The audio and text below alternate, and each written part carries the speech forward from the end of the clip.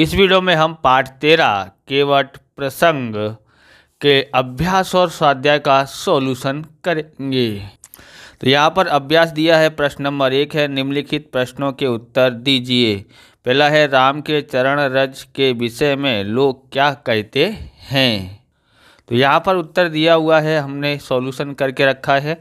राम के चरण रज के विषय में लोग कहते हैं कि वह यानी चरण धूल किसी वस्तु को मनुष्य बना देने वाली कोई चमत्कारी जड़ी बूटी है। जैसे ही पत्थर के ऊपर श्री राम ने जो पत्थर के ऊपर पाँव रखा था तो उस पत्थर की शिला में से अहिल्या बन गई थी। ओके, इस तरह से लोगों ने मतलब ऐसा सुना था, तो वो लोग कहने लगे कि किसी भी वस्तु को पाँव लगाओ तो क्या हो जाते हैं, मनुष्य बन जाते हैं, ऐसा लोग कहने लगे।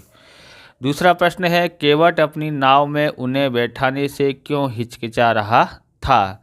तो केवट को डर था कि राम के चरण कमल के स्पर्श से नाव सुंदर स्थिति में बदल जाएगी, फिर वह अपने परिवार का लालन पालन कैसे करेगा। इसलिए केवट अपनी नाव में राम को बैठाने को हिचकिचा रहा था। समझ आया आपको? यहाँ पर कहने का मतलब है वो जैसे ही श्री राम, उसको डर था कि जैसे ही श्री राम अगर नाव के ऊपर पाँव रख दें तो क्या होगा, तो नाव के ऊपर पाँव रख देंगे तो नाव जो है सुंदरी स्त्री में बदल जाएगी।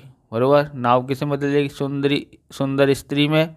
ओके, फिर वो अपने नाव से ही उसका घर का चूल्हा चपाटा चलता था, इतनी लालन पालन कैसे करेगा फिर।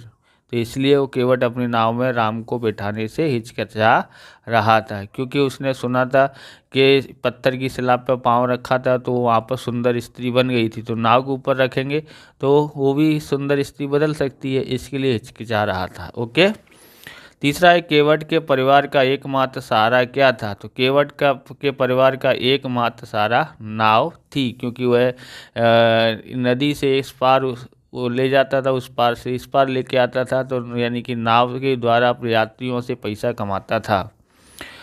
स्वाध्याय का सॉल्यूशन देखते हैं। राम के मांगने पर भी केवट नाव क्यों नहीं लाया। आप इस प्रकार के वीडियो देखना चाहते हैं तो डिस्क्रिप्शन में आपको प्लेलिस्ट मिल जाएगी अलग अलग विषयों की, वहाँ से आप देख सकते हैं। और चैनल पर नए हैं तो चैनल को सब्सक्राइब कर लेना, क्योंकि हम इस प्रकार के वीडियो आपके लिए बनाते रहेंगे। और ज़्यादा से ज़्यादा शेयर ज़्यादा करना है, सब्सक्राइब करना है। लाइक करने के बाद अगर आपको हाइप का बटन दिखाई देता है तो हाइप भी ज़रूर कीजिए, जिससे हमको कुछ पॉइंट मिलते हैं। हमको ज़्यादा पॉइंट मिलेंगे तो वीडियो ज़्यादा जगह पर यूट्यूब शेयर करेगा, जिससे हमको मोटिवेशन मिलेगा तो हम आपको और अच्छी तरह से ज़्यादा वीडियो ला के आपके लिए लेके आएंगे। और हमको डिजिटल बोर्ड लेके आना है तो आपको मदद करनी ही चाहिए।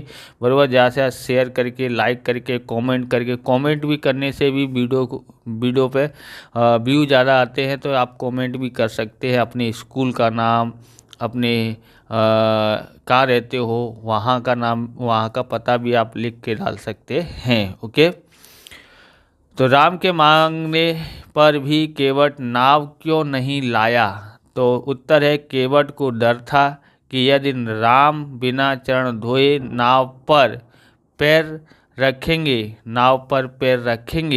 तो क्या होगा, पत्थर से कम कठोर उसकी लकड़ी की नाव भी स्त्री बन जाएगी। उसको क्या था, नाव में क्या बोलते हैं वो पत्थर से, मैं बताया था आपको शुरुआत से ही कि पत्थर की शिला पर पाँव रखा तो वहाँ सुंदर स्त्री बन गई थी। बरोबर, और यहाँ भी क्या बोलते हैं, नाव तो उससे कमज़ोर है, कम कठोर है, तो वो भी तो स्त्री बन सकती है।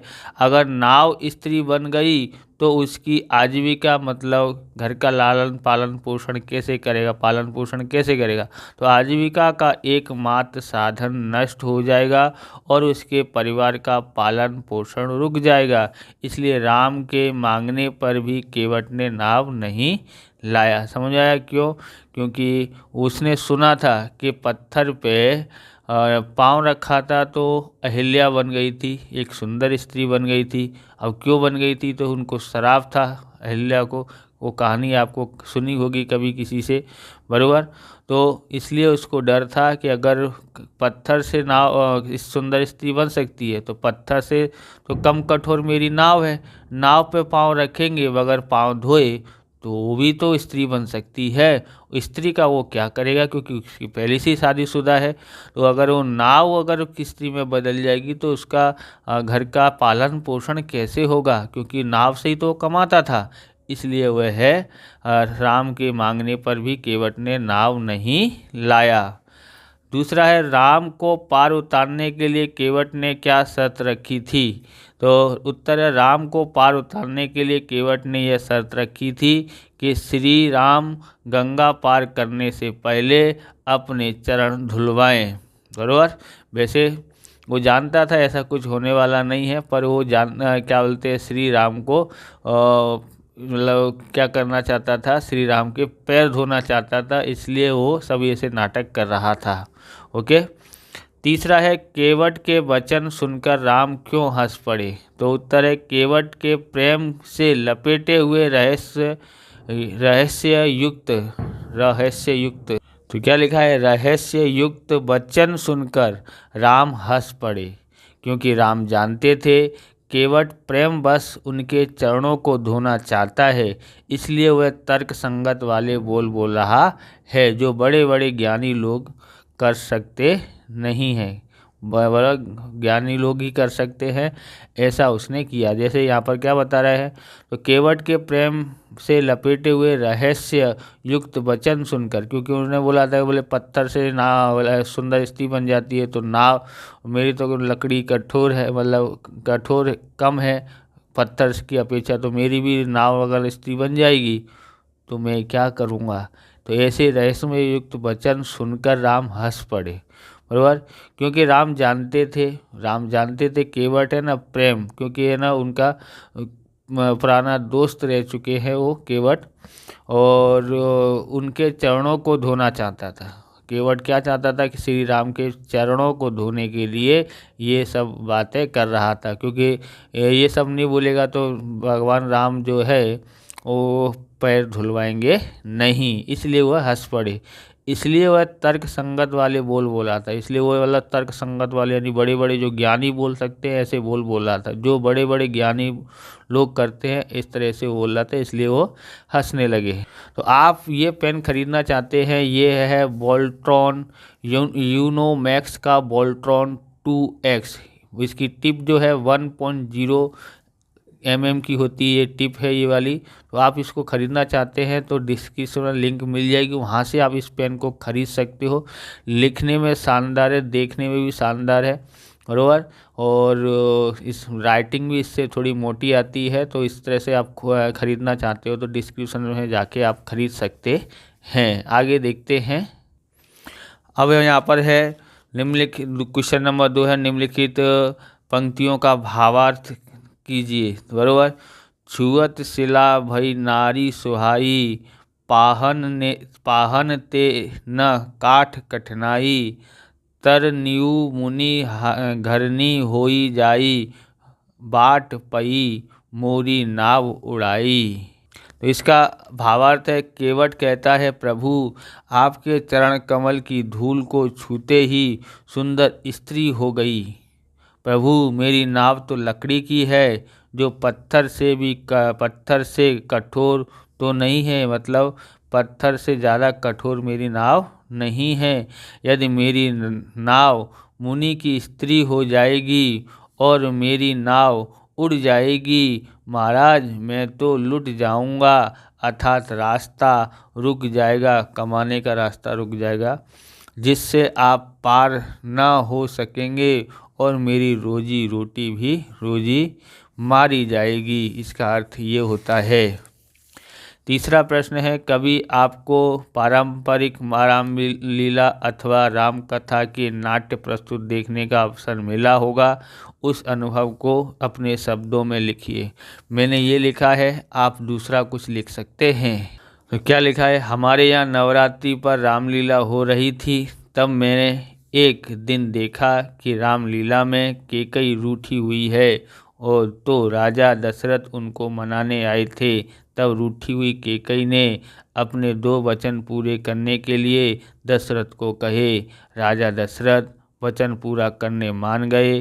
कैकेयी ने पहले वचन में भरत को अयोध्या का राजा बनाने का वचन मांगा, जो राजा दशरथ ने दे दिया। दूसरे वचन में कैकेयी ने राम को 14 वर्ष का वनवास में रहने का वचन मांगा, तो राजा दशरथ वहीं मूर्छित हो गए। राम को पता चलते ही वे वनवास जाने को तैयार हो गए। जब राम वनवास जाने लगे तभी राजा दशरथ की मृत्यु हो जाती है। यह सब मैंने रामलीला में देखा। आगे देखते हैं।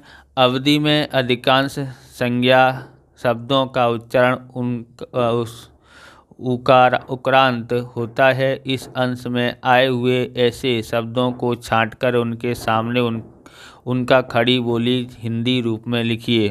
तो मर्मू यानी मर्म होता है, राउरी यानी आपकी होता है, मानुष यानी मनुष्य होता है, परिवारु यानी परिवार होता है, कछु कुछ होता है, कबारू मतलब व्यापार, सबू मतलब सब, तरनियु मतलब नाव, पदुम मतलब पदल या कमल।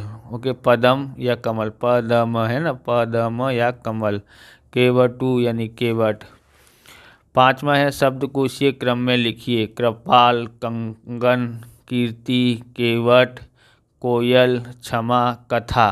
तो सबसे पहले क्या आएगा? कंगन आएगा, फिर आता है कला, ओके, फिर कीर्ति आता है, फिर केवट आता है, फिर कोयल आता है, फिर कृपाल आता है, फिर क्षमा आता है। ओके, तो शब्दकोशीय क्रम में हमने इसे लिखा है। वैसे सब ज़्यादातर किसके हैं?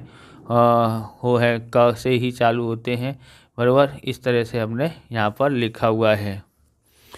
6 है केवट तथा राम के बीच हुए वार्तालाप को अपने शब्दों में लिखिए। तो अपने शब्दों में लिखना है। तो उत्तर है श्री राम ने गंगा पार करने के लिए नाव मांगी। केवट ने राम के चरणों की महिमा के कारण नाव लाने से इनकार कर दिया। उसने तर्क दिया कि आपके चरण रज से पत्थर की शिला नारी बन गई थी। उसने अपनी एकमात्र आजीविका यानी नाव खोने का डर व्यक्त किया। केवट ने शर्त रखी, वह चरण धोकर ही नाव पर बैठाएगा। श्री राम केवट के प्रेम और तर्क पर हंस पड़े और चरण धोने की अनुमति दे दी। केवट ने खुशी खुशी राम के चरण धोए, चरणामृत पिया, और यानी चरण धो के जो पानी होता है उसको चरणामृत को पिया और अपने पूरे परिवार को पिलाया। श्री राम ने प्रेमवश केवट को कुछ देना चाहा। केवट ने राम को अपना साथी मानते हुए भौतिक धन लेने से मना कर दिया और केवल मोक्ष की भिक्षा मांगी। ओके, इस प्रकार से ये वीडियो पूरा होता है। अगर आपको हमारा वीडियो अच्छा लगे तो लाइक करें, शेयर करें, कमेंट करें। चैनल पर नए हैं चैनल को सब्सक्राइब करें। मिलते हैं नेक्स्ट वीडियो में। जय हिंद, जय भारत, वंदे मातरम।